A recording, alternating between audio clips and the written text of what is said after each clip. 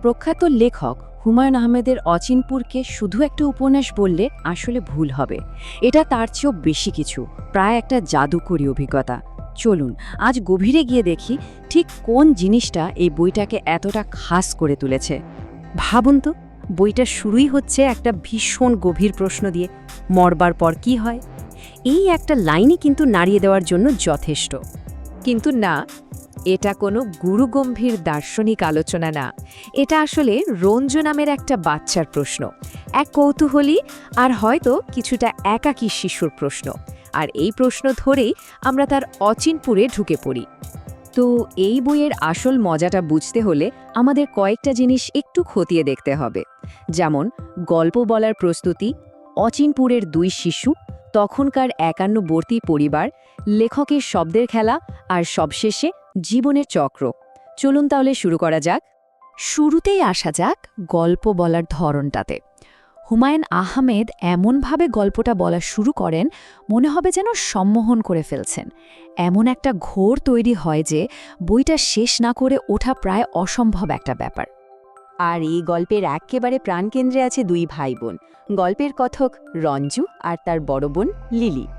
মানে মা মারা যাওয়ার পর ওরা নানা বাড়িতে বড় হচ্ছে ঠিকই, কিন্তু নিজেদেরকে ঠিক আপন ভাবতে পারছে না।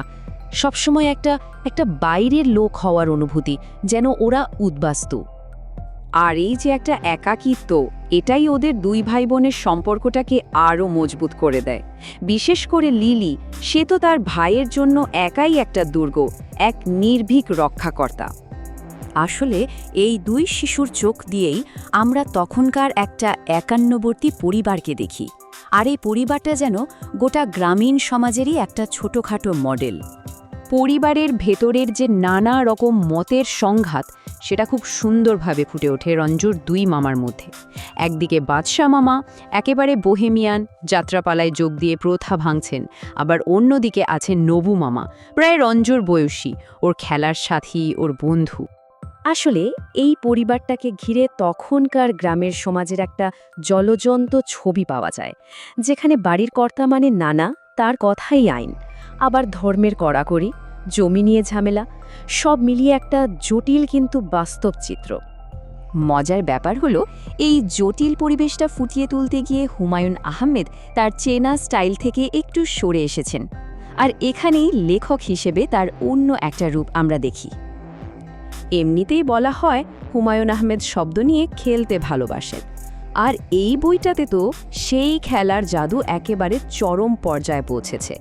মনে হয় যেন প্রতিটা শব্দ, প্রতিটা লাইন জীবন্ত, বারবার পড়লেও নতুন লাগে।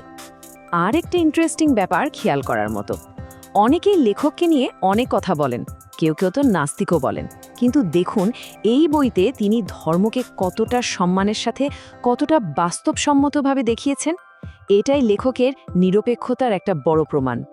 তো লেখকের এই অসাধারণ বর্ণনা আমাদেরকে বইটার সবচেয়ে গভীর আইডিয়াটার দিকে নিয়ে যায়।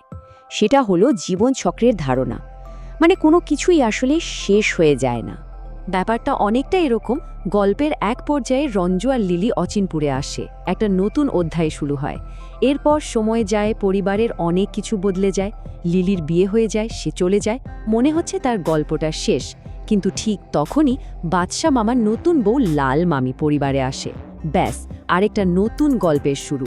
মানে একটা শেষ মানেই আরেকটা শুরু। মানে মূল কথা হলো, গল্পটা আসলে শেষই হয় না, একটা বৃত্ত শেষ হয় যাতে নতুন চরিত্রদের নিয়ে আরেকটা নতুন বৃত্ত শুরু হতে পারে। জীবনটাও তো ঠিক এমনই, তাই না? সব মিলিয়ে লেখার ধরন, চরিত্রগুলো আর জীবন নিয়ে এই গভীর ভাবনার জন্য বইটা যে একটা অসাধারণ সৃষ্টি, তা নিয়ে কোনো সন্দেহ নেই। ব্যক্তিগতভাবে এই বইয়ের রেটিং তাই 4.5। শেষে গিয়ে একটা প্রশ্নই মাথায় ঘুরতে থাকে।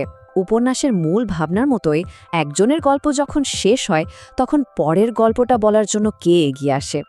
হয়তো এই অন্তহীন জীবনচক্রে নতুন কোনো গল্পকার সবসময় আমাদের জন্য অপেক্ষা করে।